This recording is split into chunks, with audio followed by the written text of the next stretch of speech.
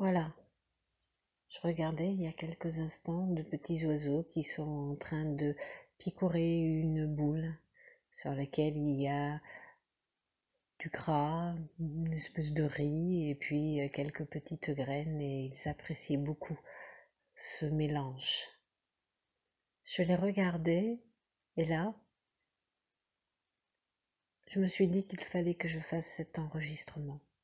Je ne sais pas du tout de quoi il sera question. Je ne sais pas, jamais d'ailleurs, de quoi il est question. Quand je commence à frapper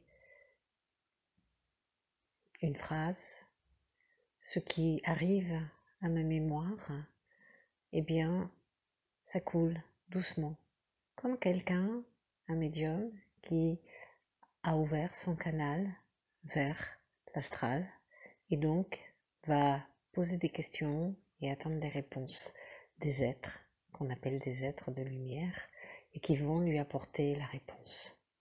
Quelle est la différence avec ces êtres qui apportent une réponse soutenue, intéressante à ce médium, et puis moi, qui ai fermé tous mes canaux de médiumnité. Du moins, j'essaie de les fermer au maximum pour qu'ils ne fassent pas interférence à ce qui suit. Un instant de recueillement.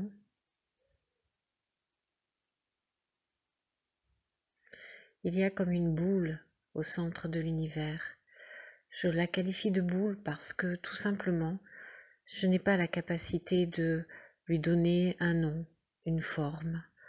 Et puis nous sommes dans un monde de formes où tout est qualifié, alors c'est compliqué avec les mots de pouvoir distinguer ce qu'est, ce que j'essaie de décrire. Autour, des fils, comme des filaments dorés qui scintillent, qui l'enserrent, qui l'empêchent d'aller de l'avant, d'aller de l'arrière, d'aller sur les côtés, en haut, en bas. Ils sont là, autour de cette boule. Et cette boule commence à briller très fort parce que jusqu'à présent, elle ne brillait pas. Ce ne sont pas les anneaux qui l'enserrent qui la font briller, c'est elle. À l'intérieur d'elle-même, elle brille. Et parce qu'elle brille à l'intérieur d'elle-même, elle s'expanse. Et parce qu'elle s'expanse, ses anneaux explosent, éclatent.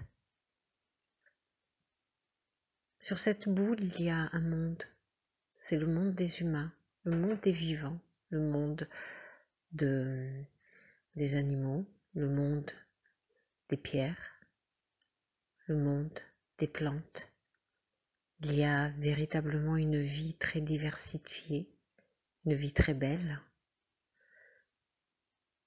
Mais cette vie est comme figée, je la vois figée là, sur cette terre. C'est comme si chacun était dans une bulle et que personne ne bougeait. Tout est statique. Il n'y a que cette boule qui essaie, elle, de bouger. Tout est statique. C'est étrange. Il n'y a aucun lien entre ces éléments qui sont statiques. Il n'y a rien qui les relie les uns aux autres.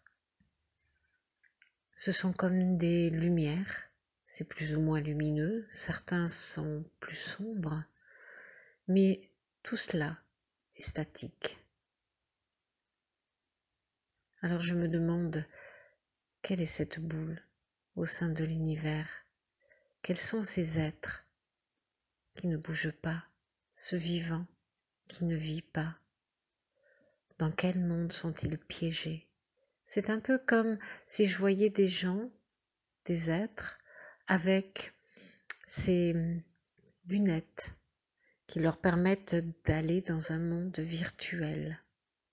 Je crois que ce vivant, chaque structure, chaque être, chaque cellule de ce vivant est justement dans un monde virtuel et que dans ce monde virtuel, il croit vivre alors qu'il est là, piégé, sans bouger, sur cette terre qui, elle, essaie d'exploser les chaînes qui l'enserrent.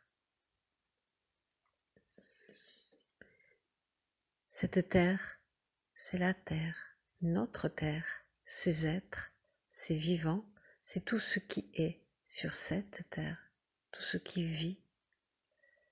Rien ne vibre, parce qu'on dit souvent que l'être vibre, que la terre vibre, que tout est vibration dans l'univers. Mais là, la vibration est contenue dans des toutes petites sphères, des plus grandes, des moins grandes, des minuscules, des microscopiques, des sphères, que si je veux les distinguer, je dois me rapprocher. Il faut que je fasse un zoom sur ce monde pour pouvoir distinguer l'infiniment petit. Tout ce qu'il y a de grand et tout ce qu'il y a de petit est enfermé et vibre à l'intérieur même de cette sphère. Rien n'est relié, tout est figé.